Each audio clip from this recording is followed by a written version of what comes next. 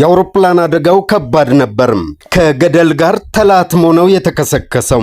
በስፍራው የተገኙ የዜና ዘጋቢዎች እንዳመላከቱት ከሆነ በክራይሚያ የደረሰው የአውሮፕላን አደጋ ውስጥ የነበሩ 29 ሰዎች በሙሉ አልቀዋል።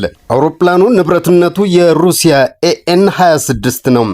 የሀገሪቱ የመከላከያ ሚኒስቴርን ጠቅሰው የዜና ዘገባዎች እንዳመላከቱት ዛሬ ረቡዕ ማለዳ እንደተከሰተው ከሆነ አንድ የሩሲያ ኤኤን 26 ወታደራዊ የትራንስፖርት አውሮፕላን በክራይሚያ ከአንድ ገደል ጋር ተላትሞ በመከስከሱ በአውሮፕላን ውስጥ የነበሩ 29 ሰዎች በሙሉ ሕይወታቸው አልፏል።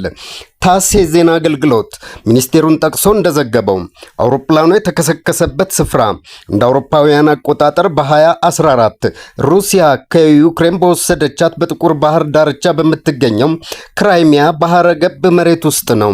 ሚኒስቴሩ 23 ተሳፋሪዎችና 6 የበረራ አባላት በሙሉ ሕይወታቸው አልፏል ነው ያለው። የመገናኛ ብዙሃን ዘገባዎች በአውሮፕላኑ ውስጥ ስንት ሰዎች እንደነበሩ በዝርዝር ባይገልጡም የተረፈ ሰው አለመኖሩን ግን ጠቁመዋል። ታስ ከክስተቱ ቦታ እንደዘገበው ቀደም ብሎ ግንኙነት ተቋርጦበት የነበረው የኤኤን 26 አውሮፕላን ከአንድ ገደል ጋር ተጋጭቷል ሲል ነው የዘገበው።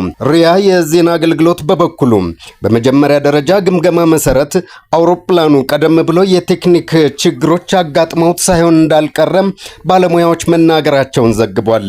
የሩሲያ መከላከያ ሚኒስቴር ካሰራጨው መግለጫ ወዲህ ለቀረበለት ተጨማሪ የማብራሪያ ጥያቄዎች ወዲያውኑ ምላሽ ከመስጠት ተቆጥቧል።